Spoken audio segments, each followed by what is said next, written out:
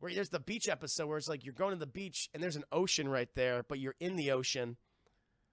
Huh? Like, what is that?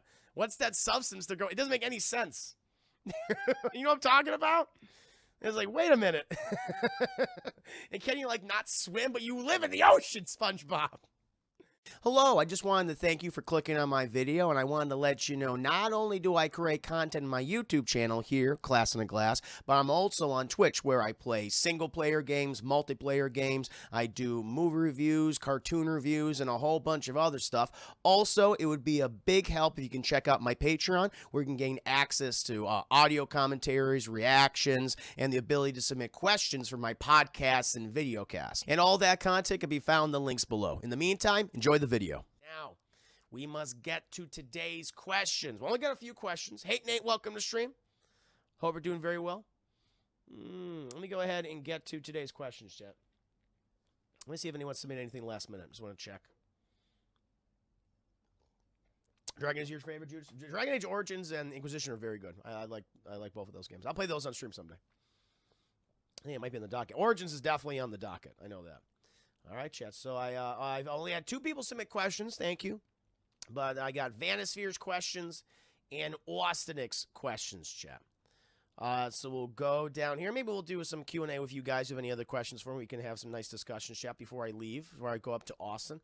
I do have to leave earlier now because, don't have the studio anymore. So as far as I know, that might change. We'll find out. But we're currently still at, we do the show at Corey's place. It's a little farther than from where I am, so really a little earlier. But, I usually give myself enough time. But let's go ahead and get into the first questions from Vanispheres. Vanny, thank you so much for being a juicy Gantry subscriber. Really do appreciate it. Thank you. And this is Vanisphere's first question, chat.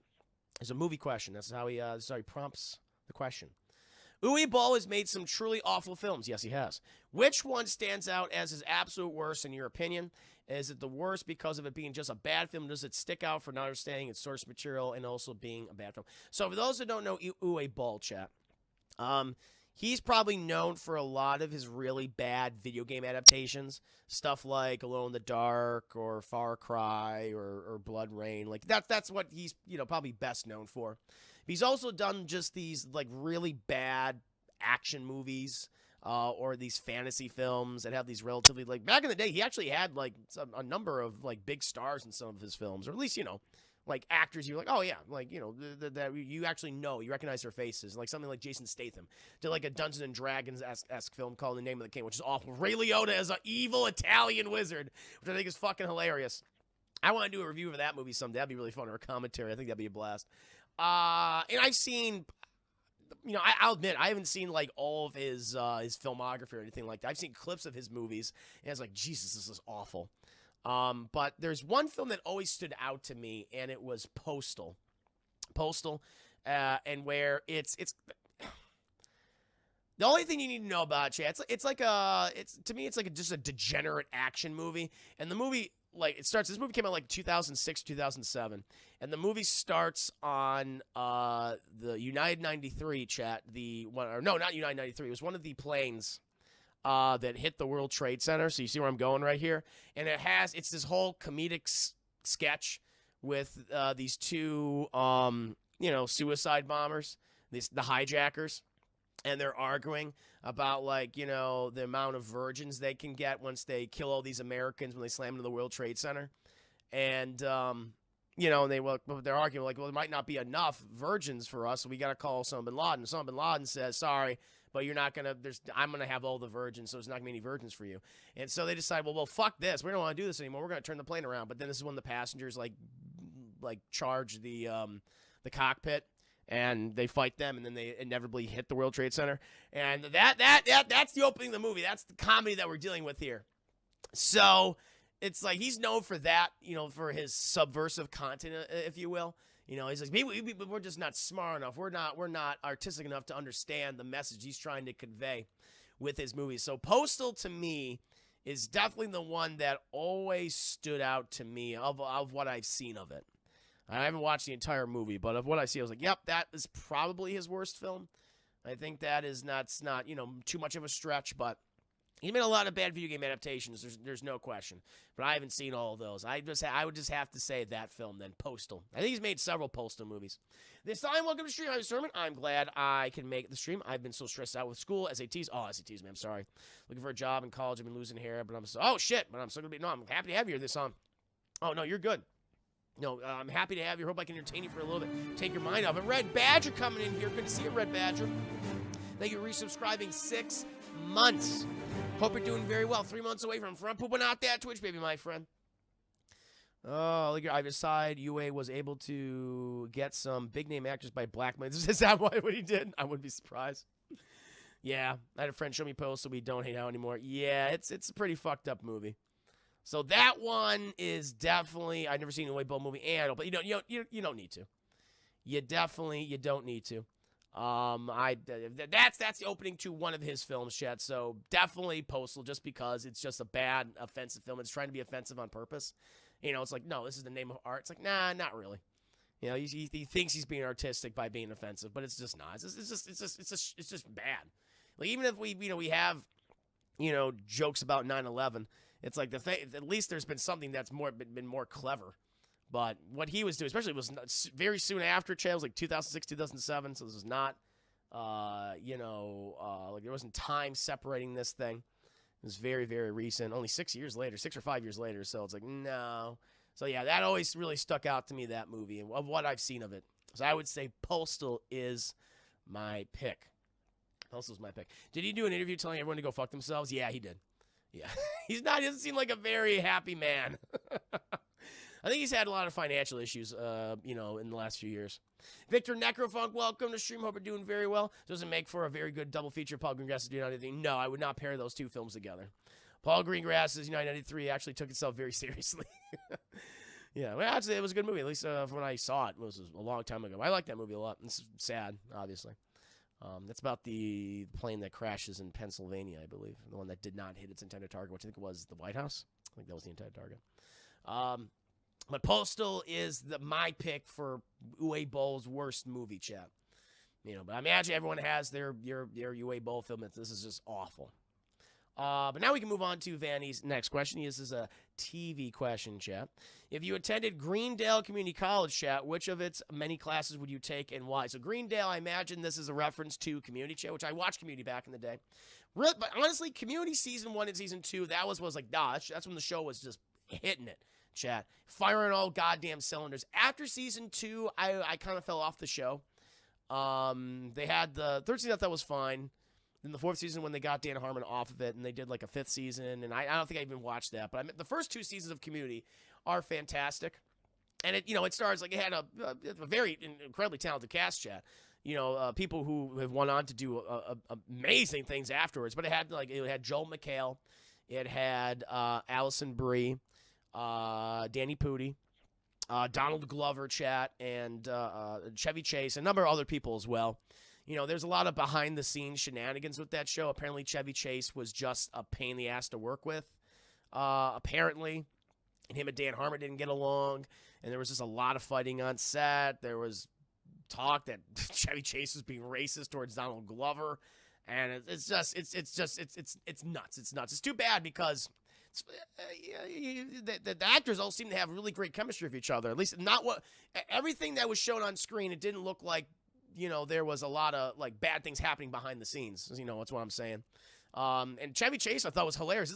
This show this was like the last time or the first time in a while, most of the last time, I think that Chevy Chase was really fucking funny. He was great in the show. But yeah, I guess just a lot of shitty behind the scenes shenanigans, sadly. But I remember I loved the first 2 seasons of the series. It was really funny. And they have a lot of guest stars and guest actors and recurring characters come in. One of the running jokes in the series, Shed, is like there's all these just weird fucked up classes. Like, yeah, they have the regular, history and mathematics and, anthropology, like all those and stuff. But they just have these, weird ones. That even some of the characters, teach. That even some of the students teach. They want to do their own classes. And the one that always stuck out in my mind, I think Danny Pudi taught this class, and he plays the character of Abed. Troy and Abed in the morning, which was great. Danny Pudi and Dan Glover were best friends. They were like the dynamic duo of the show. They had some of the best episodes, and they had wonderful chemistry. Chat. Always like seeing them together. But he had a class called Nicolas Cage, good or bad, and it was all about Nicolas Cage's filmography and whether like he was a good actor and he made good movies or he was an awful actor and made bad movies. I love that class, just like getting into debates about is Nicolas Cage good or bad. I love that. I love that. Devil's Hand, thank you for the big booty butt welcome and welcome to stream. Hope you're doing very, very well. Good to see you. Just talking about communities of the TV series, Goofiest class, the ones that I would definitely take. So number one, chat, Nicolas Cage, good or bad? That is number one. That's like I'm signing up for that elective right now. Okay. Now this one doesn't seem very like interesting, chat, but pottery. I just remember it sticks out in my mind, the pottery class, because you have Allison Brie. And who was the other one? Who was the other actress who played Britta? I'm trying to remember the other actress, the blonde-haired one. I always forget the actress's name, but because you had Annie, Annie's boobs, all that, and you had Britta. That's what it was. Yeah, the Russos were involved. Yeah, they did all they did a number of episodes. They did all the paintball episodes. They went from the paintball episodes to doing Endgame, and that's why you see all these community actors in their Captain America movies, like Danny Pudi in Winter Soldier, and who is the damn it. Not Nicole Brown. What's her name? I forgot. But they have another actor in Civil War and also in several of the, they have the Dean. The Dean is in Civil War. He's the one that's trying to tell Tony about his hot dog invention. And then you have two other, Yvette Nicole, that's it, Yvette Nicole Brown. I knew it was like something Nicole Brown. Thank you, Film Freak. No, you have Yvette Nicole Brown and Jim Rash. Yeah. I love that. Also, Ken Jeong. That's true, Ken Jeong. But I like the pottery. There's this one clip. There's this great, because I love all the outtakes they do. They release for all the seasons. And there's this one a clip where they have Allison Brie just like rubbing on this clay. It's like she's making it into a dick. And they're like all watching her and everything. She starts going, and they're like, everyone started breaking out laughing on set when she did that. I thought that always sticks on my mind. So definitely the pottery class of Allison Brie. No fucking question, chat. No fucking question. Gonna absolutely do that one with Allison Brie and Britta. Another one is, when is it okay to shake a baby? Jillian Jacobs, that's it. Jillian Jacobs. Thank you, Chris. There's the 5 minutes. But my other favorite class that I would definitely take, when is it okay to shake a baby? Like, chat, I don't know when it's okay to shake a baby. I need to know when it'll be okay. And so I think to take a class to find out when I can shake it is very important, I think, for everyone to know. That should be common knowledge. When do I fucking just shake the thing? So those are my top 3, chat. Nicolas Cage, good or bad? Pottery with Allison Brie, and when is it okay to shake a baby? Top 3 classes, chat. Top 3 classes. What about the rest of you? What would you take in Greendale Community College? For those of you who have seen the show. Only when it starts crying. Well, obviously that one. Number 1. But maybe there might be other times when you got to shake a baby. For every when it turns out not to be a baby, but a tiny jewel thief in disguise. That'd be great. Oh, yeah. What's his name? Marlon Wayans. Looking. Has a superimposed head in that little body. Terrible. Oh, man. Brie Larson is also in the show. So people always get confused of Allison Brie. See, I might say Brie Larson or Allison Brie. I always get confused. I always fucking do. Don't do that to me. Is Brie Larson in the show? I didn't know that. Can I fry that? Very good one. Can I fry that? Is very good. Turns out you can fry pretty much anything. Can you eat it, though? That is the question. You can fry it, but you may not be able to eat it. Oh, man. Her character was like the one good thing about season. Okay, see, I might have not watched all of season 4 then.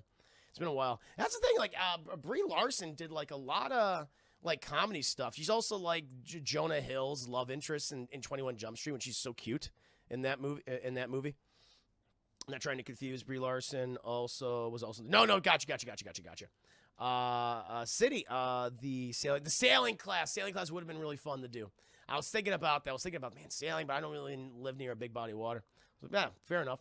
She had a great role in the United States. I never watched that show. Very Necrophunk, Rachel is portrayed by Brie Larson. Rachel is a student at Greendale Community College who has a work study student job on the event staff. Oh, look at that. Very nice. Ever seen The Gambler with her in it? I have not. I always wanted to. I heard that's a pretty good movie. Yeah, very nice, very nice. Some good ones, chat, some good ones. But yeah, mine would definitely be, as I said, chat, Nicholas Cage, good or bad, Pottery with Allison Brie, and when is it okay to shake a baby, chat? You gotta know! You gotta know when it's okay. Oh. First episode I saw was when we were all about, oh, that's hilarious. I love the Muppet episode. Here we go, chat. Now we're moving on to a video game question. What video game fad are you glad is dead and gone, and which do you kind of miss? Example includes the whole rock band Guitar Hero craze, Nintendo's GBA cartridges, and play TV shows and stealth games, Renaissance, etc., etc., etc., RTS games, that kind of thing. Miss games. Well, the ones that I don't miss are things that where you're required to get a really shitty, lackluster peripheral to play the game. I hate that. So, like, you know, you get all these goddamn, the Nintendo Wii always stands out to me because they had all these fucking peripherals where you have to get a wheel, you have to get the gun, and it was like all because of the motion controls, all that bullshit. You know, the sword or whatever. You think that'd be cool, but it never was. It was always fucking lame and shitty and always fall apart. So just these lackluster handheld peripherals for just one game or a couple game that barely even fucking worked. Really hated that. And this also ties into the peripheral stuff. Rhythm games. I was never into Guitar Hero and Rock Band like so many other people were during the 2000s, chat. Before they eventually, that fucking genre died out. Like I saw in real time that genre like proliferate and then die. It's pretty impressive to see something like that. Those are the big. I mean, you still have people play those games, but not to like Guitar Hero was huge. Rock Band was huge when I was growing up. Like, you know, when I was going to school, like middle school. And that kind of thing, like in the 2000s. But now it doesn't exist. And like the PS2, all the way, the 360 generation, you know, PS3, and then that's like, you don't see it anymore. It's just gone. It's pretty much gone. So definitely rhythm games and the things that, rhythm games that had peripherals. That's a big one. Ones that I miss, I mean, it feels like, because, you know, you mentioned, Vanny, in your question, like stealth games. Like, they're still around, but you're right. They have, you don't see them. You don't really see any of the big publishers making these types of games. Like, the only stealth game I can think of that has had a renaissance, really, like a specific entry in a franchise, or like a franchise, I should say, is Hitman. Hitman in the last few years has really made a nice little niche for itself, chat, with its rebooted trilogy. Hitman 1, 2, and 3. Hitman 3 just coming out recently. Has a very passionate fan base. But, I mean, you're right. I mean, you look at all these other kind of stealth games, or they kind of blended the line between stealth and action, like something like Deus Ex. Like that, you know, that kind of didn't go anywhere. You know, they had those two games kind of to reboot the franchise, and it didn't perform well enough. But then you also have something like Dishonored, but again, you can play that as very action-based. But one that is, like, strictly, like, stealth and rewards you for being stealthy. Yeah, like Splinter Cell seems to be gone. I know that. We might be getting a Splinter Cell game. They keep putting Sam Fisher in the other titles, but he's not really Sam Fisher anymore, not the one that we knew him. But, yeah, all those great Splinter Cell games from, you know, yesteryear, chat. I love that series. Last one I really, really enjoyed was Conviction. It also had, like, a really fun multiplayer component, co-op component with it. I was like, oh, this is really inspired. Josh and I used to play that, Seven Facade. And I, sweet baby broccoli eating boy. You know, I used to play that all the time. So, yeah, ones that I definitely missed. Yeah, AAA. I mean, okay, put it this way. AAA stealth games. A lot of them. I mean, I think the only AAA stealth game we can say is Hitman right now, unless there might be something else. But AAA stealth games is definitely up there for me. I was never a big Myst. I never understood the appeal of these puzzle games, like Myst and stuff. People love them. People just like exploring, and they love discovering a mystery. Like, I know there was that game that came out a few years ago called The Witness, and it was a straight up puzzle game, but it was getting like super rave reviews, like 10 out of 10s, and, you know, on numerical score, you know, scales and stuff. And I was looking at gameplay, I'm just like, I just don't get it. I don't get it. But, you know, that's to each their own. People that don't like stealth games, but they like puzzle games, so fair enough. But that is a genre that really has, I feel like, maybe there's a niche for it. Maybe there is, like, no, there actually is. There's a shit ton of puzzle games that are still out there right now that are like Myst or like The Witness or something. And I think, like, the closest equivalent to, like, a puzzle game at this point would be something like, you know, Portal. But even that, Portal, we haven't had a Portal game since, 2009? Right? Since Portal 2. And, I mean, we have games of, like, puzzle elements where a big part of the gameplay is puzzles, like something like Breath of the Wild. But, yeah, nothing's really coming to mind when I think of, like, a AAA puzzle game. But I'm not a big fan of those, so. But definitely AAA stealth games. That is something I do really miss. I want to see more of those. I want to see the return of that. And man, what I'm getting out of what you're saying is I don't like exercise. I don't want to move around. I don't want to move. Dark Side miss unlockable skins, not having to play. Yeah, that's a good one. I agree, DT Dark. So you naturally just unlock this stuff, through gameplay or doing certain things, not having to just pay for all that. That's a good one. One I do not care for is, microtransactions, loot boxes. It's like, fuck that. I'm right there with you. Terry Smoke, rise, Evernights, rise! Good to see you, Terry Smoke. Welcome to stream. We're doing very well right now. We're talking about stuff in games that we either hate and we glad are gone, or things that we miss. We want again. I want to eat all the buttered noodles and not move. That's all I would desire. That's all I want. What do you think of the National Treasure movies? I've only actually seen the first one. I've never seen the second one. I really liked it, actually. I know that they're doing a TV series. I know they gotta bring back Nicolas Cage. Shit. Like, I'd be the one in that class. Nicolas Cage, good or bad? Good, baby. He's been in bad movies, but he's been fun in those at the very least. I would very much say, do that show, but bring back Nicolas Cage for it, okay? Just have him lose his goddamn mind. He's got to confirm we're getting a trailer tomorrow. For what? Oh, the Suicide Squad? Suicide Squad, that's happening? Records, actions, and escort missions. Oh, yeah, escort missions. Yep, that's a big one. Terrorist Monk, hate those. That'll be cool. We can react to the Suicide Squad tomorrow, chat. That'll be nice. Wish it was today so we can react to it on 8-Bit Chrome's chat. Get to it very soon. But yeah, those will be the big ones for me. Like RTS games, I feel like RTS games are doing extremely well, especially on PC. They've always have. There's never been like a dip in quality for RTSs. We've had some amazing ones over the years.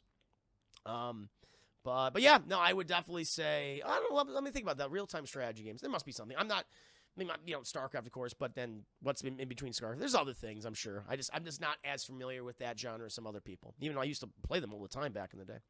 Slider, did you use the iToy for the PlayStation? Hey, no, I definitely did not. Definitely did not. I don't even know what that is. I think it sounds familiar. PlayStation Eye, maybe, but I don't remember ever using it. Black Car Space, but I'm not sure if I want to watch it because the director got caught over beating Mulder. Yeah, it's a shitty situation. It's kind of that thing where you got to, if you want to watch it, just separate the art from the artist. That's all I can tell you. Farwell, this whole conversation is making me realize the PS4 and I are long overdue for a day. Do it, Farwell. Do it. There's so many great games. So many great titles. So many wonderful genres. But yeah, if I had to say that, lackluster, number one, lackluster peripherals, rhythm games, microtransaction bullshit. That's never fun. The things I definitely miss, AAA stealth titles. That's really big with me. I would love more of those. That'd be really, really cool. Definitely that. Oh, Silver Streak. Hi, Silver Streak. Welcome to Stream Chat. Please do check out Silver Streak Streams. She is a wonderful streamer. She has a wonderful community. Give her some support. Follow, subscribe to her. I would appreciate that. Hope you're doing very well. I'm just answering Patreon questions from my very generous patron, Silver Streak. Talking about, right now, wrapping up this game question about stuff that in the game industry that is long gone, that we don't miss, but things that we loved and we do miss because they're also long gone. I miss non-EA Star Wars games. Hey, I really liked Star Wars Jedi Fallen Order. Really enjoyed that. That was a quality title. But yeah, we can go ahead and move on to the next questions. Thank you for that great question, Vanny. Very, very nice. Very, very nice. This is a content creator question, chat.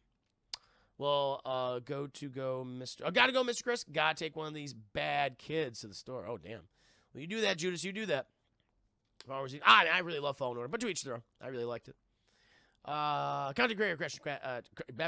Content creator question, chat. Jeez. Say that 10 times fast. If Twitch ever reached out to you and said, Revan, we're putting you on the front screen tomorrow. Show me what you got. How would you show them what you got? Show me what you got. I like what you got. Do anything unique, special, or keep things status quo since that's what they got you there. I'm going to keep things the way they are. Maybe I'd look into maybe doing a really fun movie that I love or hate. Maybe I would change it up in that way. Be like, okay, if I'm getting on the front page and when people want to show people what I'm all about, then I would definitely go through my list or something, or even maybe outside my list and go, okay, I'm going to do this movie review. This will be a blast. I'm going to have a ton of fun doing that. Definitely. But then the same, I'll do regular cartoon. Maybe I'll do episode 1 of a cartoon series or something. And then I would do my gameplay and my multiplayer. And it'd be very, very similar to what I do. But I would specifically look for a movie that I'm like, okay, I know I can go off on this and get into really vivid detail and be very funny with it and elaborate and exaggerate. Like that would be only the really big change. I guess also the cartoon as well. Those would be the only two big changes. But I would just do the same thing I always do, Chad. I want to be me, and I would show them what I got, and I hope that they would like what I got. But that's what I would do. Someday I would love to be on the front page of Twitch. That'd be awesome. Server Streak, my son and I are playing Star Wars Jedi Fun Order. Yay! We stream it every Wednesday on Son of a Gamer. It's so fun. My first Star Wars game since PS1 for me. Whoa, that's awesome. I'm glad you and your son enjoy it, Server Streak. That's really nice to hear. Very nice. Cheers and salute to that. Yeah. Gotta check that out. Favorite hour Sonic Rock stream on the front. Obviously, I would dress up as Sonic Chat and read Sonic Erotic fan fiction. No question about it. Need all that Sonic Erotica in their chat. Sonic High School, of course. That would also be featured in there, chat. You get to see all sorts of sides of me, chat. You'll see deep inside me through all the crevasses. You'll find out what I'm about. It'd be good. But yeah, I would just change maybe a couple things, maybe the movie and the tune, something I'm very passionate about, and be able to go into vivid detail, just from memory. That would be the big change. Everything else I would pretty much keep the same. But excellent question, very important question actually. I want to be authentic. I want to be authentic to the people. Yes. This is a music question, Chad. Oh, boy. I asked before about bad movies with great soundtracks, Shrine Legacy for the win, and RP Def Punk. Yes, you did. That was a good question. But what bad game has an amazing soundtrack, in your opinion? Advent Rising comes to mind for me. I never played Advent Rising. You know what? There's two. One that I think I have Stockholm Syndrome because of how many times I've played it. But there's one that, there was a really bad RPG from the Xbox 360 generation. Maybe it was PS3 as well. I think it was Gothic 4 or 3. It was one of those games. And it has an excellent fantasy score. I really liked it. But the game was fucking awful. The game was, I rented that from, this is how old, I think I rented that from Blockbuster. That's how old this game is. And there was still, when Blockbuster was still around, and you can rent games from it along with movies. I remember renting Gothic 4. I remember this being so awful, but I remember really liking the music from that game. So Gothic 4 definitely comes to mind. Those damn crevices, those crevasses, I like to say. So Gothic 4, and most recently, chat, because I've developed Stockholm Syndrome of the game because I've been playing it so often on stream because I have to finish. I have to go back to it and finish it for you guys. But Sonic 2006, it's like, the game is bad. I don't even say I'm a fan of the music. It's just like the music, I have to focus on something that is good about it. And the music in Sonic 2006 is decent. At least it's like, you know what? It's got a lot of pep in its step. It's like, okay, it's good. It makes these awful sections a little slightly less awful. Maybe in some cases, maybe borderline bearable. But the music at Sonic 06 is like, there was a lot of work put into this. And like these rock songs, these pop songs, the techno stuff. It's like, this is fun. This is fine. I would say those definitely the two. Oh, Death Stranding. Oh, Slide Die. That's an excellent one. Oh, yeah. No, I agree. Damn, I can't believe I didn't think about that. Yeah, chat. I played, thank you, Slide Die. I played about 3 gameplay streams worth of Death Stranding. You can find those on my YouTube channel, Class in a Glass. You can look them up right now and watch them. I was not a fan of that game. I didn't want to be delivery boy Norman Reedus in a post-apocalyptic world. I mean, it sounds interesting. It sounds cool, but I didn't like the gameplay. I didn't like how you literally just have to, you have to balance correctly with all your packs. Like, I don't want to make walking hard in a video game. That's not fun to me. The story was nonsense. It was Kojima. It was the most Kojima game I've ever seen in my life. I know a lot of people love the game. I know a lot of people really did like it. Thank you, Austin, for the host. Welcome to stream, Austin. Hope you're doing very well. Good to see you. Death Stranding equals role-playing and UPS dribbler guy in a post-apocalyptic world. Pretty much that. And I just didn't care for it. Now, there's some beautiful-looking scenes. A very beautiful game. Environments are pretty. I think they're kind of lifeless. But graphically, it's pretty. There's some interesting performances. There's also some really odd marketing in the game. There's marketing for Norman Reedus' AMC show and Monster Energy Drink. It's like, is this how they have to pay for the game? It's like prominently featured throughout the entire. It's like, what the fuck is going on here? Like, you go to Norman Reedus' apartment or home. I don't know what you would even call it. But when you go in the shower, which you poop and pee in the shower, chat, and they use that as weapons against. You use your literal fecal matter and your pee, your urine, and you put them in grenades, and you throw them at the enemy to kill them, and also your bathwater. Norman Reedus' bathwater, he's so stinky. He is so toxic, Chad, that his bathwater can kill these shadow blob monsters. That's the game. That's the game. But I love it. Every time the shower curtain closes, he's like in this like weird shower room. It starts advertising Norman Reedus's AMC show, not The Walking Dead, but the one where he's on a motorcycle. I know, like Norman Reedus travels the country. I mean, good for him, man. I mean, his career has been doing so well for him. AMC's like, you're our fucking moneymaker, baby. Like, I get it. He's probably the most popular character on the Walking Dead's the TV series, that is. So I get it. What, Dale? Was his name Dale? I think. I remember. I actually don't remember. I've not watched the show, Chen, so long. Is it Dale? I don't remember his name. But I was like, this is weird. But I will say, back to being positive about it, though. The score and the soundtrack for the game, beautiful. Like, really goddamn good. I was like, wow. This is, like, you're just walking, you just have it, and even the opening section when you have that music playing, it's like, it's very, hentai, yep, it was very much hentai. Blobby, Daryl, that's it, Daryl. I knew it was something. That's something, again, I don't remember, chap. Fighting blobby liquid, black hentai. But I will say, when you're fighting all that, when you're delivering these things, the music is quite good. I will give it that. That's why I think I got hit with copyright every time you upload a video, because the music plays throughout it. And I want to turn the music off because then it does ambience, which is like, it's not very interesting because you're just walking most of the time. But that's a really good one. Yeah, I would definitely throw Death Stranding up on there. That's a big one. What about the rest of you guys? Any games that you're like, okay, this sucks. This is terrible. But you know what? The score and the music, the soundtrack is really, really good. Anything that comes to mind? That game looked like the slow death of fun. I would describe it as that. But I know a lot of people liked it. I just wasn't a fan. I wasn't a fan. We've had, like, recently in the last few years, this proliferation of open world games where the open world is so uninteresting. And I'm like, I hate this. Brutal Legend for Metalheads. I like Brutal Legend, but, fair enough. I know people did not like the game, but I liked it. Yeah. See what else you guys might have said. Norman Reedus and his fetus. That's right. The Reedus fetus. It was kind of amazing how Silent Hill game and say we got Death Stranding. Yeah, I would have liked that Silent Hill game instead. Yeah, Chris, you've been avoiding Sonic 06 lately, but it's still a great soundtrack though, even though it got me jamming out sometimes. Yeah, I'll go back. I'll go back to it next week. Don't worry. Art Thief, I'll play in between my Mulder Shenanigans and Batman. Games I know I won't like, Undertale, Telltale games, and Kingdom Hearts. Interesting. And Kingdom Hearts. Yeah, Kingdom Hearts music is good. I've tried Kingdom Hearts 3, was not a fan. I like Telltale games, but I got why people might not like them. The gameplay, that is. And not played Undertale. Check out, played that. Brutal Legend was just wacky fun. I loved it. Oblivion, I actually like Brutal Legends. I just thought everyone else hated it. Oh, fair enough. Well, it's like, I think when it came out, like, it was just underappreciated, and then years since people go, oh, yeah, it's a great game, but, Detroit for the 2 tricks. Detroit Become Human. I actually really like that game. I think that's the best game that Quantic Dream has ever made. But I really love the score for that. That's a good pick. I can see that. I can see why people might not like it. Yeah, good ones, Chad. Good ones. But excellent question. I believe that is Vanny's last question, Chad. Is Vanny's last question. And now, my friends, we must move on to... this is Osnick. So, Osnick, thank you so much for being a subscriber to my Patreon, good sir. This is Austin's first questions, chat. Question 1. How in a similar vein... Ow! Thank you. Got a new follower, chat. New Huckleberry. Loyal Brosk. You're my new follower. You're my new Huckleberry. Welcome to stream. Hope you're doing very well. Hope you're enjoying yourself so far. Currently answering Patreon questions from my very generous patrons. We've moved on to the second selection of questions right here. Starting with Austinix, chat. Cheers and salute. All right. Question 1.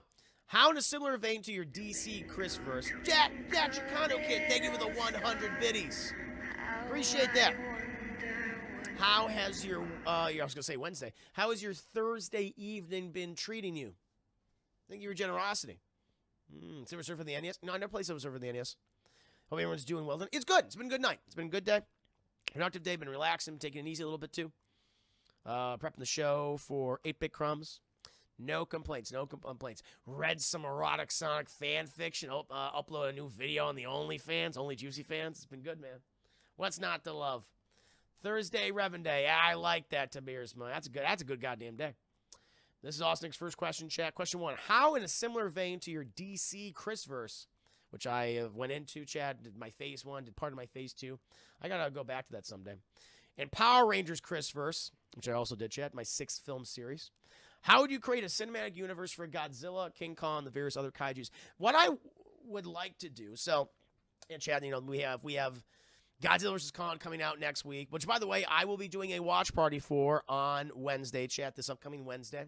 It is coming both to theaters and HBO Max, so you will need HBO Max or some other means to watch it along with us, chat, but I think it'll be a lot of fun. And I've since been doing reviews and video audio commentaries of the MonsterVerse films. I'm a huge fan of Kong Skull Island. Not a big fan of the Godzilla movies that we've gotten recently. I'm going to be watching King of the Monsters probably either tonight or tomorrow morning. So kind of to prep for that review and commentary. So maybe I'll have a better opinion of the film, but we shall see. And with Godzilla vs. Kong, it feels like this is going to be the last film. They have no other monster movies on the docket at this point on their schedule. Toho, they own the Godzilla license, so they might just take it back and like, nope, we're going to do our own thing now, which I think is a distinct possibility. I'm pretty sure Godzilla vs. Kong is not going to make its money back because of just what we're in the middle of, unless it just gets more subscribers, HBO Max. But I don't think it's going to happen personally. Now, however, despite all that, okay, in a few years, let's say in another decade, we start to see some more Godzilla movies again. I would want them to do, I've talked about this before on stream, so even if it's connected or maybe not connected, even if you want to connect it, you can. But I think it would be really cool to do a kaiju post-apocalyptic movie. Thank you, Alex Fragak. Alex Fragak, call you Alex. Alex, thank you for the follow. You're my new Huckleberry. Welcome to stream. But what I would do, I would do a post-apocalyptic kaiju. Now, I know that they did something like this in the CGI anime Netflix movies with Godzilla. And they're not great, at least the ones that I have seen. I was like, I didn't care for these. But there's a good idea there. And I would set up in this world, so maybe have it take place decades later. Maybe it's 100 years later. Let's say that's 100 years later, okay?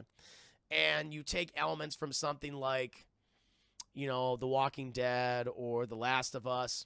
The flora and fauna is taking over the planet, chat. Humanity is now living in these bunkers or in these specific areas or shelters because they're no longer the dominant species on the planet at this point. The kaiju are. And I think this would be fun because my idea would be, it's like, okay, this is fucking crazy, but I would have it be where the movie still has a sense of humor. You have to be over exaggerated in an over exaggerated world like this. We have literal giant monsters walking around everywhere. You have all these biomes and ecosystems that are home to all these different kaijus of various sizes. I think that would be really cool. And I would even point to a movie which I necessarily was a big fan of, but a lot of people really enjoyed, was Love and Monsters. That had a lot of good ideas there. And I think it would be cool if you had these survivors, chat.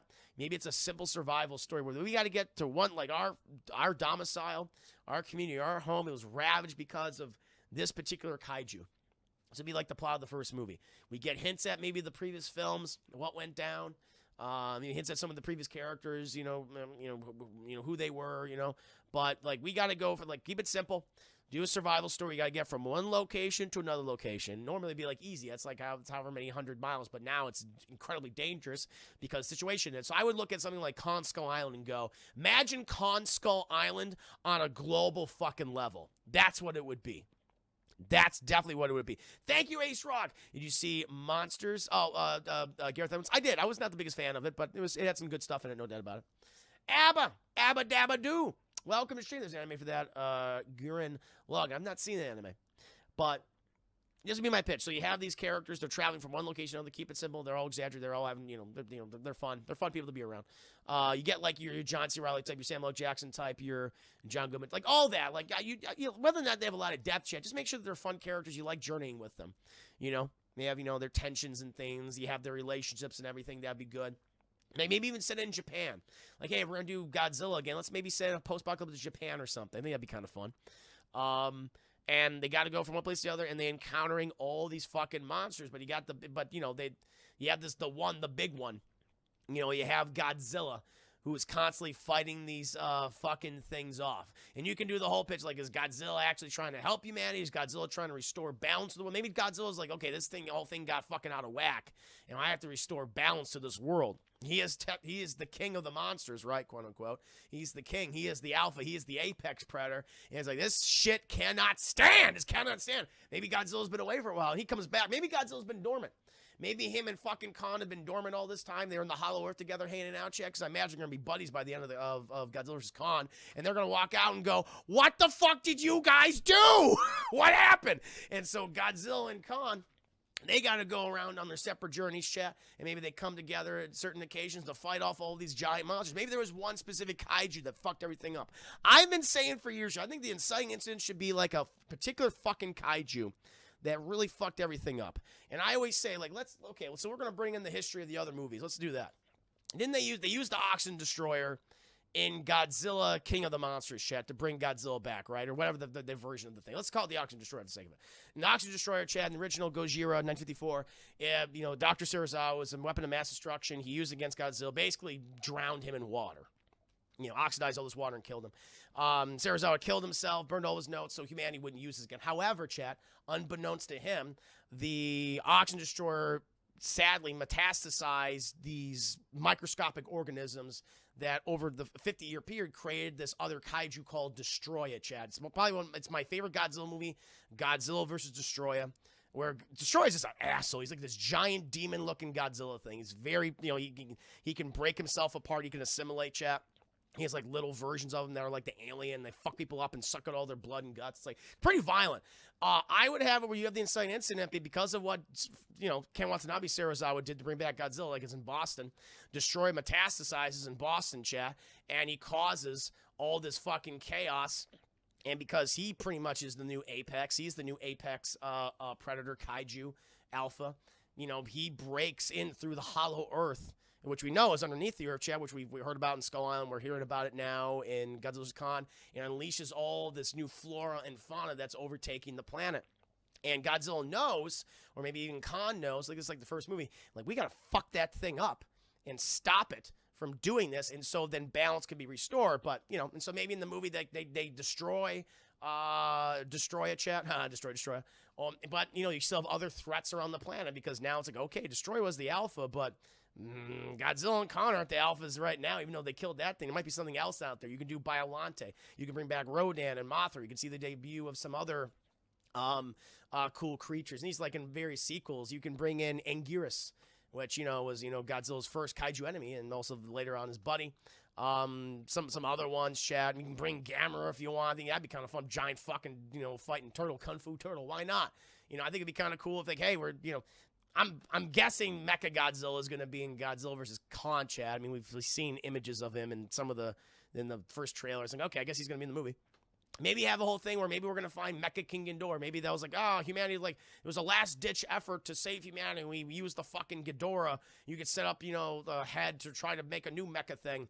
But I got fucked up, and Mecha King Ghidorah's has been hanging out there. He's been, because he can grow back and shit. And he's this giant fucking zombie robot kaiju. And it's like, oh, god damn it, oh no! And so you got to fight that one in the sequel. But that would be what I would do, I want to do post-apocalyptic Godzilla movie with Khan in there too. Let's just have them be buddies. They're like, hey man, sorry that we fought. Let's be buddies. They're begrudging allies, and we followed these people. They're going to this environment, and they're Godzilla's like trying to restore balance in this area. He's like, he has to go systematically kill off all these alpha predators until he finds Destroya. And then people are like, holy fucking shit. And then we get all the history about what happened. Maybe we get some characters from the past movies that say, you don't understand, this is what happened. I was here years ago. So it takes place maybe like 30 years in the future, and we have like Millie Bobby Brown or whatever, and she's in her 50s or something. Like that to me would be interesting. I think that would be a fucking blast, Chad. You can set up all these movies, and they can go around all different locations as humanity's starting to, regain its place in the world at this point, but they've learned their lessons through their mistakes and everything. And Godzilla's trying, you can kind of pitch Godzilla as he's a force of nature still, but he's restoring balance to the world at this point, along with Khan. Like, that would be my pitch to like a new iteration of kaiju films. But I would like to keep them simple. The survival, the human characters should be, it's a survival story. We got to get from one location to the fucking other and not all fucking die. But you gotta have them. You gotta all have to be big personalities, chat. So I would say look at Kong Skull Island, look what they do with those characters, and say let's see how we can replicate that. Maybe even they don't have a lot of death, but they're just fun to be around. That's what you need to do. That's what you need to do. You should bring back Sam Jackson through advanced tech to save humanity, motherfucker. Yeah, you should do that. Or just they could do the whole thing where this is Samuel Jackson's son, that we didn't know about. And here's Samuel Jackson. Here's John C. Reilly's grandson. Just do that shit. Just do that. And I'll be like, that's fine. I'll go, and they'll be back in the movie as, new versions of their characters. I would legitimately just let's see what worked and do a movie about that. But have that post-apocalyptic aesthetic in there, because I think that'd be really fun. I would like the idea of seeing these fucking cityscapes just abandoned or ravaged by all the flora and fauna and kaiju, and have Godzilla fight, and you could bring in some other types of kaiju too, chat. Not only destroy it, but okay, so the movie opens up and you get these people going from one place to the other. I would love it if they bring in, people or a kaiju like Kumonga, who is the giant spider we saw from the older Godzilla films, chat. I think Kumonga would be really good. Or Kamacuras, who are the giant praying mantises, chat. So you can have an old fucking opening where it's, the giant fucking spider. It's huge. It's twice the size of Godzilla. It's like, holy shit. And you have these little praying mantises always, pecking away at Godzilla and stuff, or Khan. That's how you would do it. I think that'd be really cool. And then you can eventually bring in, Alpha Rodan, Rodan's older now, but he's even bigger than ever. Or Mothra. I mean, there's many Mothra. You can bring in Batra. You can bring in, Mothra's brother. I think that would be really cool. You can bring in some other, lesser-known creatures, Baragon or whatever. He's a burrowing kaiju and stuff. And you can have it in Garrison here. And I would love it if they... And maybe if along with Destroy It, chat, maybe okay, you want to have an environmental message. Maybe you had all this fucking kaiju juice mixed in with all this fucking pollution somewhere, right? Or radioactive facilities or something. Maybe what happened to the planet is it was covered in radiation. And in one of these facilities, chat, that metastasized this other creature, and this would be Hedorah, chat, the pollution monster.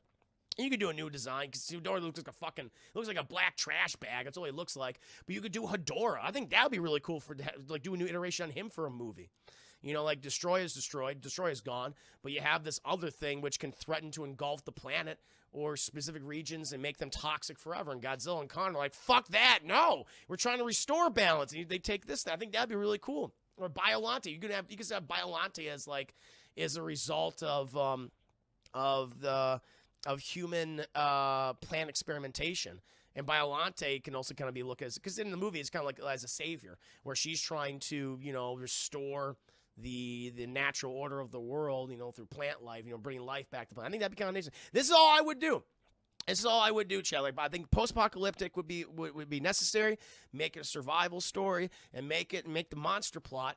The monsters be we got to fucking restore the world, or all this is going to be destroyed. We're all going to kill each other. That's what it is. We're all going to kill each other. Godzilla and Kong will not stand for it. They got to stop these fucking things. Hedorah, Destroya, Kumonga, the Kamacuras, all that. And then you bring the other kaiju. All right, I guess we'll help too. We'll team up. Are we going to team up? Sure. And you get these human characters, and their fucking objective is to survive and, create these strongholds in these communities where humans can finally, get back on their feet. That's what I would be. Aliens, we can do aliens. King Ghidorah, maybe Gigan or something. Maybe you have an alien invasion in one point. Aliens are like, okay, we'll fuck that. We'll fuck with this now. You can have Gigan in the movie or something. I think that'd be interesting. And it's Biollante could take over an entire city, and it's this insane jungle type. Yeah, exactly. I think that'd be really cool. That would be dope. They have a lot to pick. Exactly. They have so much. The thing is, it's frustrating. They have so much to pick from, and they should stop holding back. They really should stop holding back. Look at Skull Island. Skull Island had so many creatures and monsters and scenes. The movie did not hold back. It always feels like the Godzilla films are it's no, go with it. Go with it. There's a lot of fun things you can definitely do here. And so I would go lean in. Post-apocalyptic. Humans are trying to restore humanity. Survival story. Godzilla and Kong are we gotta fucking help the planet, man. We gotta save the Godzilla, Kong. They do the fucking bro fist like Sylvester Stallone, Carl Weathers. They're yeah, save the planet. Or eco warriors. That's what you do. They're like, all right, friends, I need to go now, but I may see you later with a few friends. Freaking love you all. You're all amazing. Silverstreak, thank you to all the support, chat. Please do check out Silverstreak streams. I would appreciate that. Do Godzilla's Charles Barkley? Maybe Charles Barkley's in the movie. Maybe he has a cameo. Let's see what else you guys are saying. They should bring back Samuel Jackson. Yeah, exactly. Have you seen Gamera? I can show you some of them. They're the best kaiju movies. I have seen some of them. Surprisingly violent. Deviant Pork. My pitch would be a Khan versus Godzilla. And the musical. That team who made Cats. That'd be good. We can see Godzilla and Khan's butthole. Someone who just happens to look and sound and behave exactly like his father. There's absolutely no difference. Exactly. I don't give a fuck. That'd be fun. I think that'd be funny. So they should bring back the rubber suits instead of wasting millions on CGI. I believe I have arachnophobia. Fuck Kumunga. I think that'd be so cool, though. It'd be scary, though. You really fucked up a version. Do you like the kaiju that were in the King of the Monsters? I did. I like Mothra. I like Ghidorah. I like Rodan is my favorite. Rodan was an asshole. He was the star. Rodan is the Starscream of the Monsterverse. He's just a bitch. Oh Lord, that was funny. So no Godzilla Jr. You can do Godzuki or Minra as he's called. You can do other Godzilla. You can have a Godzilla as a. I would have it where the big reveal at the end of the movie. Maybe this Godzilla dies. That'd be kind of interesting, chat. Where Godzilla dies fighting Destroy, and Khan's all like, "Don't worry, guys." And you see all these little Godzillas like, but they're like big. They're already pretty fucking big. So you realize, oh shit, and the Godzilla's legacy continues in his children. I think that'd be fun. Kimura doesn't hold back if anything's wildly overcomes for the first one. Despite how unlikely this may be, I've already wanted to see Wes Anderson make Godzilla or kaiju type movie. This character's actually over this simple, lighthearted pace and motif. That'd be funny. I can see that. Victor Knackman, the monster designs were amazing. The movie just needs less human screen. Exactly. That's what it is. That's what it is. And that's what I'm talking about. It's like it doesn't have the. Honestly, I'm not. The fight scenes in King of the Monsters, like, whatever reason, Michael Dougherty is like, let's keep them in shadow the whole time. It's blue everywhere and it's clouds. Like, some of those scenes are hard to see. I had a problem with the color grading in that movie, where Skull Island is in bright daylight most of the time. You know, Magnificent sucks. Just not that it would be scary. I would leave the theater. No, I get you. I watched 24 Godzilla in 3D Blu-ray with my PSVR. It makes the movie so much more enjoyable. Oblivion almost had a heart attack on Hogwarts Express. The animatronic Aragog was 5 feet from my face. What? Holy shit. I can see that. Yeah, I didn't like how a lot of the Godzilla King of the Monsters fight scenes were filmed. From what I remember. I've not seen the movie in quite some time. I'll be reviewing it tomorrow. Doing a commentary for it, too. But I just remember, like, these could be done better. So. But it has more action than the original one. No question. No question. No question. But yeah, that's what I would do. Post-apocalyptic, bunch of fucking monsters, human story, survive. Let's try to restore humanity, get these communities going, have some really fun characters, maybe base them off some of the characters in the previous films, the ones that worked. Ignore all the rest of them. Who gives a fuck?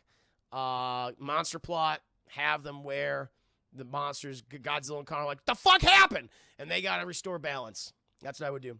Me and my mutual friend got into a screaming match over the fights in King of the Monsters. Got fight. Yeah. Yeah, fair enough. I don't think they're well shot. DD Darkslayer. People tend to forgive less in slower CG if they enjoy the movie. True. I really prefer Skull to the last two Godzilla films. Right there with you. Godzilla PS4's fucking ass. Oh, the game? Oh, yeah, it was terrible. Very much so, very much so. We'll move on to question 2, Chaz, from Osnick. What is the epic story of how you met your sweet baby broccoli boy, Josh? Josh and I met in high school. It was at a orientation event, and we had to do various activities and shit. I remember we had to do this 3-legged race, and Josh can go into more detail than probably I can. And we're like, all right, let's fucking go. We were not in sync at all. We totally fucked that up. We were like, I was just dragging him from part of it. We fell over. We did not do well. We did not fucking do well. But that always sticks out in my mind. But yeah, Josh and I met in freshman year in high school during orientation, doing all these activities in a 3-legged foot race. And we destroyed each other's legs. So that is very much what happened. It was pretty funny. That's how I met him. Very simple, very simple. And yeah, we were just friends in high school and carried on, and we reconnected, last few years. It's been good. He's been an excellent friend, Chad, no doubt about it. Hope to see him physically someday. It'll be good. But where my sweet baby boy Josh is, chat, he's always with me. He's always with me. He's inside me. He's inside me. And then, chat, we have Austin X third, I believe, last question. What are scenes in movies or TV shows that scarred you as a child? Oh, my God. There's so many. I mean, number one, Chad, the first radar movie I ever saw is, the alien chest burster scene. Really fucking freaked me out. that really scared me. And there's a lot of things in Alien that scared me as a child. I was like, this is just like I didn't sleep for like 3 days, or I had very, fitful sleeping pattern at the time. The chest burster scene, because what's so good about that scene, Chad? Because they have what's his name, Kane. Had that thing, had the facehugger on his face, and then it's off, and then they're all at dinner afterwards. And like, oh, it's kind of back to normal. It's like a family, a bunch of friends singing around dinner, just talking over each other, just talking to each other. It's very natural. It's ordinary. And all of a sudden, you have Kane start like coughing and shit, like he's choking or whatever. And then he just starts freaking out on top of the table, and they're trying to hold him down. Think he's having a seizure of some kind or something. And you see the first, you see the first blood spurt from his chest. I'm like, what the fuck happened? And he continues just to flail and things till this thing is literally birthed from him. And they're just shocked by it. They're just completely shocked by it. Like, it's so quiet and everything until it fucking runs off, and just standing there looking at this thing, just like aghast at what they just saw. So that scene always sticks with me. It always sticks with me. And then other stuff in Alien too, like, the scene where Brett is looking for Jonesy the cat. Fuck that cat, by the way. Looking for Jonesy the cat, and you get, the aliens like comes down behind him, and so I love how the alien moves. And Alien, it's very different than the rest of the franchise because it moves so fucking fast. I always figured that because the alien was separated from its hive, it doesn't know what the fuck's going on half the time, so it's kind of derpy, which I don't mind because it's moving. Like, there's one beautiful shot where it's moving slow like this. Like, literally, like, moving like this. Like, it's feeling the air around it, trying to, like, understand where it is. Like, it doesn't have, like, depth perception anymore. It's very interesting. But I like that when it lowers itself down and it presents itself instead of Brett, and you see, like, it's just, like, its head. Like, I love how the creature just moves. It's very different than all the other films. And it lifts its fucking head up and goes, and does that. That always stuck out in my mind. That was a big thing. And even just the idea of like Ripley and these other characters like running through this leviathan of a ship, all these hallways and things. It's like the alien's there, but you don't know exactly where. Always loved it. They captured that perfectly in Isolation. But the alien, a lot of the scenes in there, the chest burster scene when it encounters Brett, and when Ripley is just running around the fucking ship with the alarms going off and all this smoke and oxygen going everywhere, they always stood out to me as like this is a nightmare. This is the scariest thing. I would never want to. Like that is my ultimate nightmare scenario, Chad. Fuck that. On a Leviathan-sized ship with something there, a creature that will fucking kill me if it gets a hold of me. Horrifying, horrifying, horrifying. Another one, Chad, is a movie I don't really actually like, but it has a brilliant fucking sequence in it. It's called Fire in the Sky, and it's this abduction and probing scene. And, we joke like, oh, aliens probing you up the butt and stuff. It's like, yeah. And it's horrifying because you find the character in the movie who's talking about his abduction, and he wakes up and he's inside this like gooey, almost like pod shell, like fleshy pod, and he comes out of it. He breaks out of this like mucus and this mucus membrane, like this membrane. He sees like all these other like a fucking giant wall, like a hive, like a huge fucking hive. Just a wall of all other, you assume, other humans, maybe other organisms, other life forms in the galaxy, just in these embryo type things. He goes from one to the other trying to get down, and he accidentally opens up one of the sack, and he sees like this half decomposed human that's going, ah! It's like, ah! And he fucking freaks out. Eventually he's taken by these aliens, and they do so they strap him down, and they're touching him everywhere. They remove all his clothes, and what they do, it's fucked up. They put this other membrane on his face, like this milk-colored membrane, this yellowy white membrane, and it just completely just covers his entire body. Like, he can't do anything. Like, it's so constricting on him. And you see his entire outlet. You hear the oxygen trying to get out, and they go boop, and they poke a little hole into it, and they open up like the two of the eyes. Like, by the way, there's like slicing. It's like could have fucked his eyeball up. You can cut his eyes off or something. It's like shit. Like slice his eyes. And they put this, oh God, it's horrible. But they put this, they start putting things like down into his mouth, into his throat, just, like violently. It's like, oh my God. And then they keep one of his eyes open, or I think he has, maybe the other one is too. But they put this contraption, looks like, you remember, you ever seen A Clockwork Orange, where they put these mechanical contraptions around the eye so it's just open the whole time? And they start just putting liquid substances in there, like eye drops. You don't know what the fuck it is. And he's like, his eyes all dilate. And then you see this giant fucking needle just coming down. And it's like, it's like from Dead Space 2. I feel like Dead Space 2 is very much, the needle scene was very much inspired by Fire in the Sky. As this thing's coming down, they're all fucking, watching him and shit. But it's like, it's a horrifying sequence. Like that's hot. Well, maybe to you, Ed, man. But it's kind of a mediocre movie, but that scene is brilliant. And it's so scary. Yeah, the abduction probing scene in Fire in the Sky. Another one, chat. It's it's a famous scene. I think a lot of people know it. People seen it. The opening scene, the Jaws. What's so great about that movie is when you don't see the shark. Actually, your mind is, I think, scares itself even more when you don't see it. But it's the opening scene where you have the teenage girl and the guy. They're partying all night and they're gonna go skinny dipping in the water, chat. And he passes out because he's too drunk to do anything. She's out there, and just this actress did such a great job.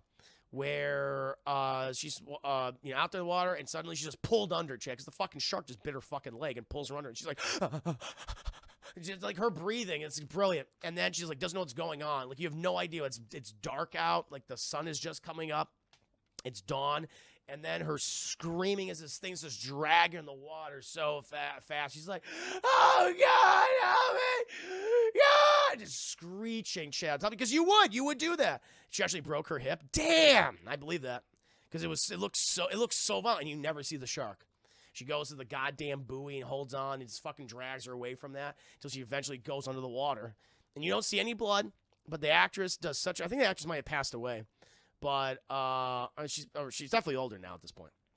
But it just stands out to me. It's so fucking horrifying. Why the pulls her down, disclosed her hip, that her script's real shit. Oh damn. Oh well, it was great.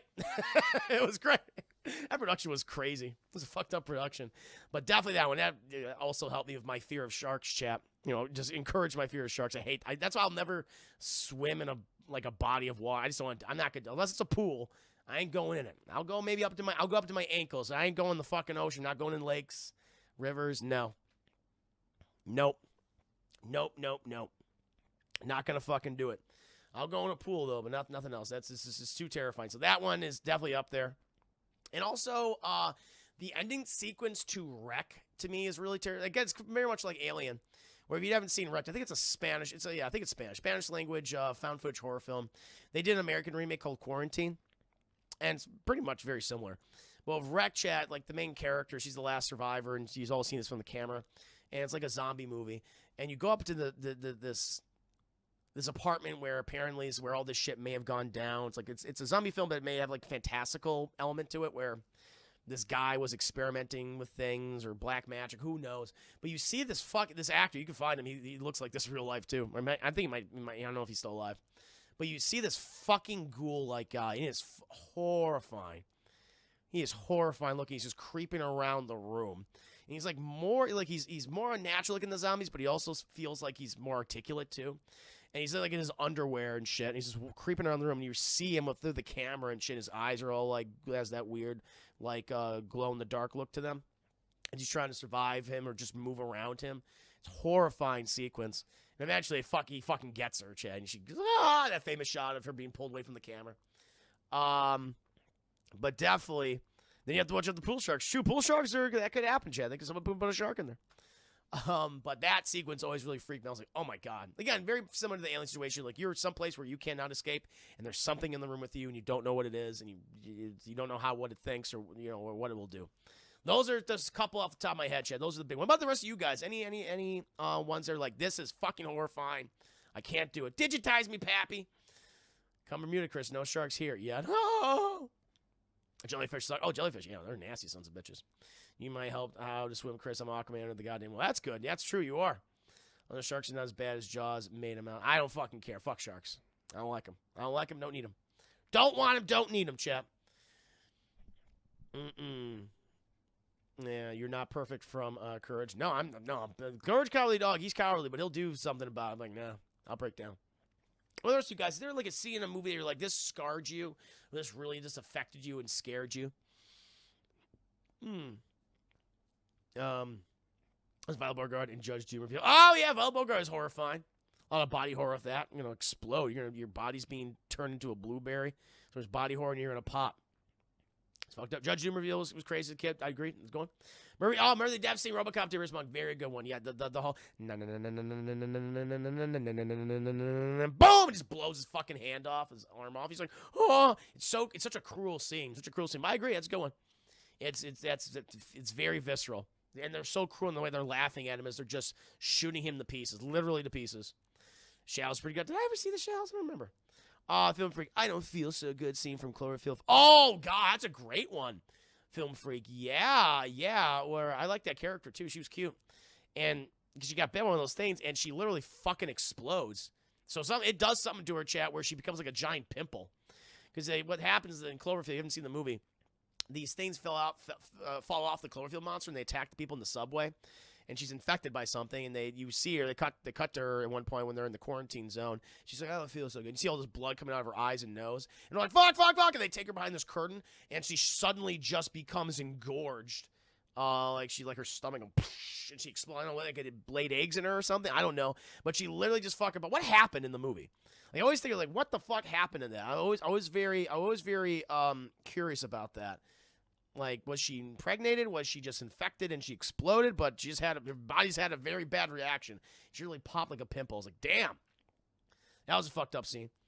Scrappy-Doo turned into a monster. That's right. Yeah, I remember that. Gremlin High in the Christmas tree. Yeah, the Gremlin scenes are fun. Everything the mother in the movie is great. Jim Poppy and Jumanji when the kid got sucked into the game. Yeah, little Robin Williams. Lion King death as a kid. Mufasa, sure, I can see that. Harold Bog, Aliens in the Attack. Aliens in the Attack creep me out for some weird reason. I'm not familiar with that one. King Kodiak, Eight-Legged Freaks, where the giant spider crawled up the guy's back. I always check my back when I go to the basement. Ooh, that's creepy. Like, yeah, that scene Raiders of the Lost Ark when all the spiders on their backs. That's pretty cool. Midnight Run the Fly was messed up. Once character. Oh, yeah. Body horror gets me every time. Definitely the David Cronenberg The Fly of Jeff Goldblum. Good one.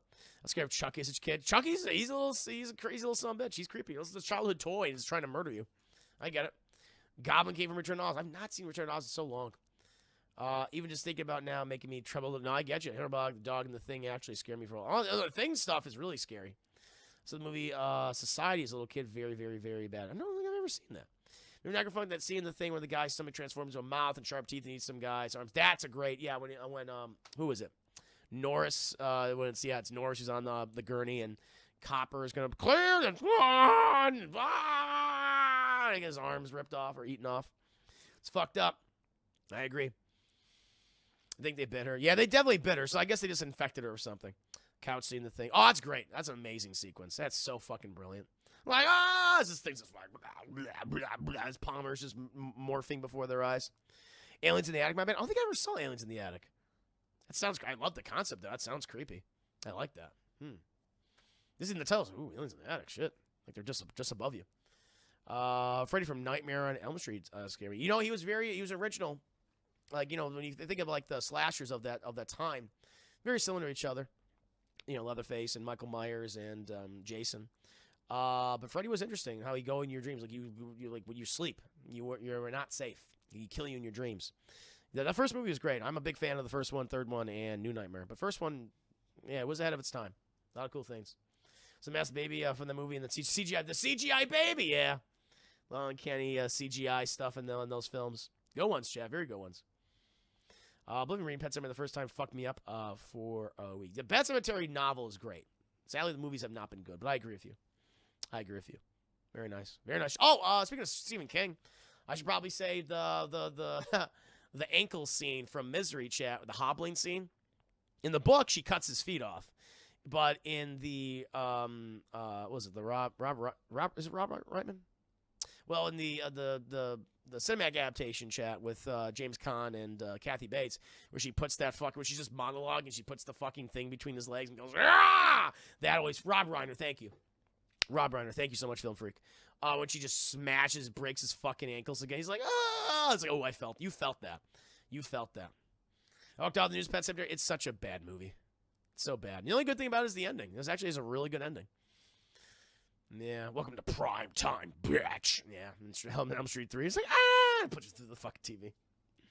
I remember I stumbled upon the ear cutting scene of Reservoir Dogs when I was like 8. That's a very disturbing scene. It's very dark. Apparently, Oh God, the actor who plays the Mr. Blonde. Oh shit, man, I'm forgetting all these names today, Chad. The actor who plays the Mr. Blonde plays Vincent Vega. Not Vincent. Was it Vic Vega? Michael Madsen. Apparently, it was hard for him to film that because the actor who played the police officer was improvising. And he said, like, I got a kid, man. Like, all that was improvised, not in the script. And Michael Madsen had to stop the thing because he was very sensitive at this point because he just had his kid, like his first, I think it was like his son. And he was like, I just need to take a break. It's really fucked up. It's a great role, him. It's probably one of his best roles. Mr. Blonde, chap. Yeah. Yeah, a scene from Tusk when he turns into Vores. Couldn't legit say, you know, the idea, I'll tell you what, Tusk is a terrible movie, but the idea behind Tusk is very disturbing. Like, I've listened, Kevin Smith, I don't think he's a great filmmaker, but I think he's a good entertainer. He's a good podcaster. And I remember listening to the episode where he came up with the concept of Tusk in real time, which is very funny. But it's a fucking horror, it's a body horror film where someone turns you into a walrus. It's like, that's scary. Transforms your body, takes you apart, and puts you back together again. Like, that's fucked up. Yeah, it's just turned into a really bad, great idea, but really bad movie, sadly. That was the last Kevin Smith film I saw in the theaters. I was like, okay, this looks cool. And I was like, nope. Oh, it's good ones. Fucking love Tusk, but I'm a Kevin Smith fan. Fair enough, stan. Not only a Kevin Smith fan, but a Kevin Smith stan. Fair enough, Chad. Boom. There you go. All right.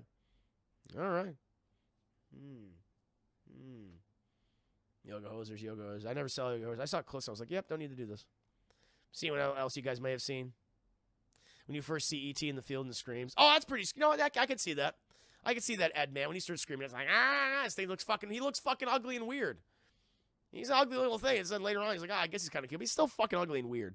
His design's like, really thought Tusk was a weird movie, but a good one. I just didn't like the giant. Oh, the giant episode was awful. Yeah, that was pretty bad. I agree. Oh God, that scene from Zombie. A zombie head breaks through a door, grabs a woman by the hair, and pulls. Oh, her eye. Yeah. See her eye get stabbed by a piece of broken wood. I've not seen that movie, but I've seen that clip. That is fucked up. It slowly just drags her in there. Oh, Jesus. Oh, yeah, that's a good one. There we go. What do I think would happen to Amelia Earhart? Crashed. Imagine. I think that's probably what happened. She didn't make it home. Probably crashed in wherever she was flying. Oblivion. There's a movie I think called Bully where Josh Peck died. That fucked me. Oh, I saw that movie. I saw that like on HBO. HBO like 15. Long time ago, Jeff. 15, 16 years ago. Remember that? Yeah, I like his head. Didn't his head get hit by the propeller? They hit him with the oar or something. He was a piece of shit, though. He had his own mental issues and things. It was a complicated movie. Yeah. But no, these are some good ones, chap. Yeah, he swears a lot in that film. He does. I was like, oh, Josh. No, is that even before he did Jake and Josh? Or was it Jake? Was it Jake and Josh, right? I think it was. The End of the Mist. Oh, yeah. The End of the Mist. There's a lot of scenes in the Mist that are pretty scary. The spider scene. Like, the CGI, because I saw the Mist. I reviewed it, I think in October. And, it's a really good movie. The only problem I have with it, honestly, is just the CGI. I wish they used more practical effects. The CGI just has not aged well. But the whole spider scene when they go in there and the guy's body's basically just a fucking egg sack. It's like, ow! That was horrifying. That was really, really creepy. The guy who also made Kicks from that time. I never saw that movie, kids. That was really fun. Simply Carly, welcome to the stream. Hope you're doing very well. Good to see you, Simply Carly. Welcome. Currently just answering some questions from my patrons, reading people's responses. Was there a scene in a movie that really scarred you mentally as a child?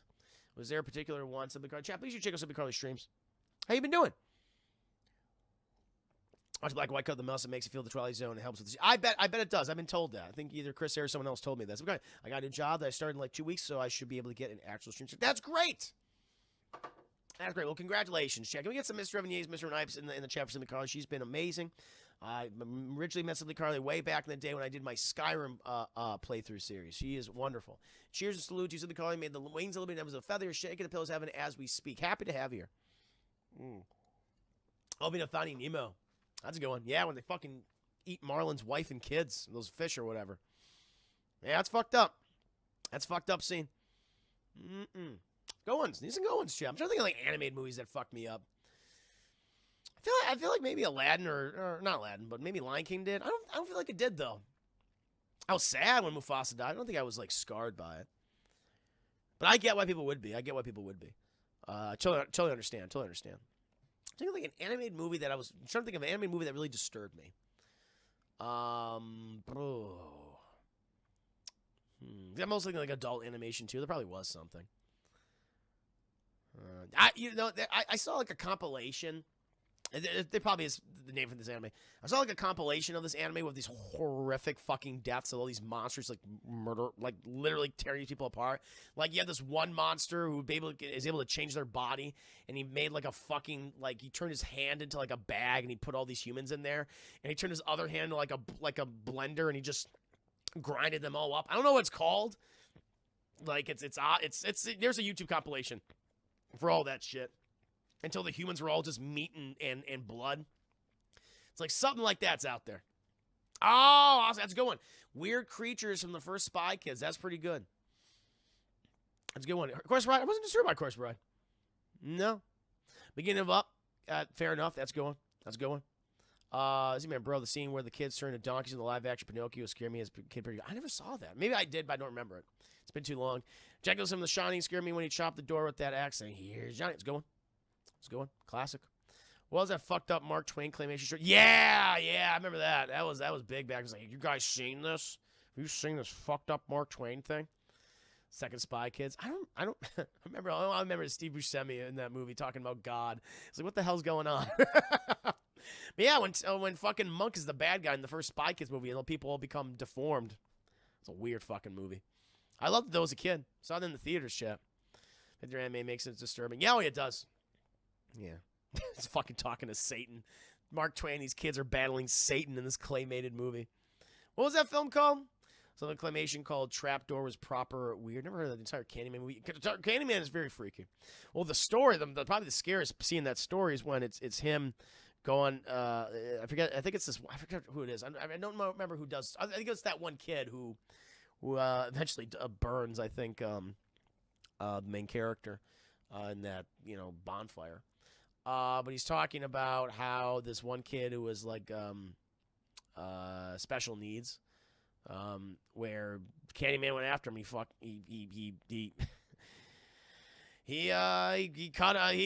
cut his balls and peen off, chat. He did that. Nye Brownie, welcome to stream. Hey Christopher, hey Juice again. How you doing? Talking about Candyman cutting kids' balls and penises off.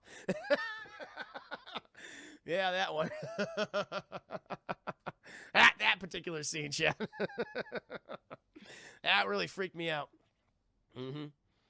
Castrate him, chat. I was like, oh, and they go to this bathroom. You don't see it. You just hear the kids screaming and this trail of blood that goes all the way to a stall. It's like, oh my God.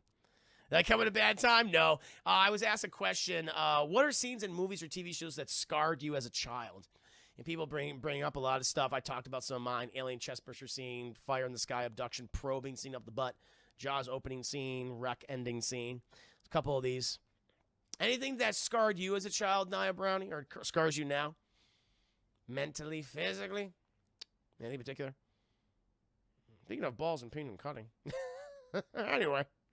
Yeah, that guy from Tales from the Hood. Oh, yeah. I saw that when I was younger. It freaked me out. I watched it again. Because that review's off my YouTube channel, Chat Class and Glass. Like, this movie's goofy. I remember it freaked me out as a child. I was like, this is nothing to be scared of. And on, what was that TV movie where the toys came alive, but if a human catch them moving or talking, they would die? Oh, shit. I don't know. Is that the Puppet Master? I don't remember. Remember the first Puppet Master being so fucking boring. The opening of Return of the King, the scene from Batman Returns where the cats resurrect Selena Kyle. Oh, opening of Return. What's the opening of Return of the King? I don't try to remember. I remember when the fucking Shelob, stunned Frodo. That scared me. Did I ever see Mr. Meaty, Chris? No, I have not. Outside of life in general, the crucifix scene, the Exorcist. Oh, when she's masturbating with the crucifix. There's some. You know what? I'm not the biggest Exorcist fan, but the scene that always fucking gets me is when she's walking down the stairs backwards. That is fucked up. I was like, nope. That's not the goose. That freaked me out as a kid. I was like, no. There's an X-Files episode with the two sons having sex with their mom. Oh, yeah. Yeah, it's called Home. Funny enough, that episode, when it came out, they never showed it again on TV. At least they might show it again, but I remember it was never in syndication for a long time, maybe until recently. But Home, yeah, it's where the mom, her limbs are all chopped off, and the sons just they fuck her, and so they can have more kids. It's like, wow. It's like, wow. There's also a dead baby. They bury a baby alive, and this is a very disturbing episode. I was like, there's a lot for TV. Bilbo acted like a crackhead Fellowship. That was a good one. Remember that Bilbo Baggins? Bilbo Baggins. Ah! That was great. Came out of fucking nowhere. I was like, oh. Hellraiser, great one. I love Hellraiser. That was really fun. I've done a watch party for Hellraiser. I don't think have I done a review for that? I don't think I have. I don't remember. I have done a watch party for it, though. And, yeah. Hellraiser had some really disturbing imagery. Opening of Return of the King is Gollum's Orchard. Oh, yeah. Oh, yeah. The close-up of him chomping the fish. Oh, yeah. This is his face. He's all fucked up looking. That's going. The makeup was great. Just from the makeup to the CGI. Mr. Son used to scare me as a kid and did the Thriller video. Bustin' makes me feel good. And I was like, oh! Oh, Lord. X-Files episode? Yeah, Home. Monster House scared me when I was a young kid. Monster House did some disturbing shit. It did get banned. I think it did get banned, yeah. And I don't know if it can be on television now, but I don't know. Justin Holtonart. I'm saying your name. Justin, welcome to stream. Hope you're doing very well. Hello. SpongeBob episode where his house is getting burnt down. Scary kids. Yeah, it's making him fucking. How's his house burning? It's in the middle of the ocean. There are little episodes, chat, where SpongeBob goes to the ocean. There's an ocean within the ocean. It's like, wait a minute, what? It's making any fucking sense. Did they not realize they're actually, like, even the early seasons, chat, like season 1, where there's the beach episode where it's like you're going to the beach and there's an ocean right there, but you're in the ocean. Huh? Like, what is that? What's that substance they're going? It doesn't make any sense. You know what I'm talking about? It's like, wait a minute. And can you, like, not swim, but you live in the ocean, SpongeBob? And that's when they're like, all right, we don't care. They're like, we don't fucking care. Logic goes, he's a goddamn talking sponge, all right? Oh, speaking of SpongeBob, there is a really fucked up, like, fan-made comic of Patrick the starfish and how Patrick, he feeds like a regular starfish, chat, and it's fucking horrifying. Where, you ever seen this shit? I'm going to show you this shit. Let me show you this shit, chat. I forget what it's called, but it's like, it shows, there's more panels of it. It goes on for a while. Nye remembers. But it's, disturbing SpongeBob. And, like, Patrick, like, eats everyone alive, with the exception of a couple people. It's really creepy. Seen part of it. Yeah, there's the one famous panel where he's like literally like oh yeah, here it is. Where he digests you alive, like he puts all his digestive enzymes inside your body and then drinks you. It's like, oh my fucking God. Let me see if I can find the panel. Some of it's here. Oh yeah. Oh yeah, Jesus. Trying to find the rest of it. Trying to find that really disturbing panel. Here's part of it, chat. I'll show part of it right here. It's when Sandy's battling him. It's like, oh my God. Sandy the squirrel. Here you go, chat. It's kind of hard to see. But there you got some of the images. Now's my chance to make that monster pay for what he did. There's like regular Patrick, and she slices him in half, but he fucking reproduces, chat. And you say, I'm sorry, Patrick. See, stars can regenerate, Sandy. All you've done is double my appetite. It's like, oh my God! So yeah, there's a shit ton of, there's a lot of pages to this.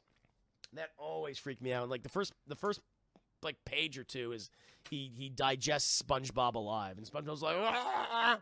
And then they go to this like weird Lovecraftian realm where SpongeBob, I think one place, Squidward and Sandy like team up, like they're the last survivors, and they team up. Squidward's like hot and thick.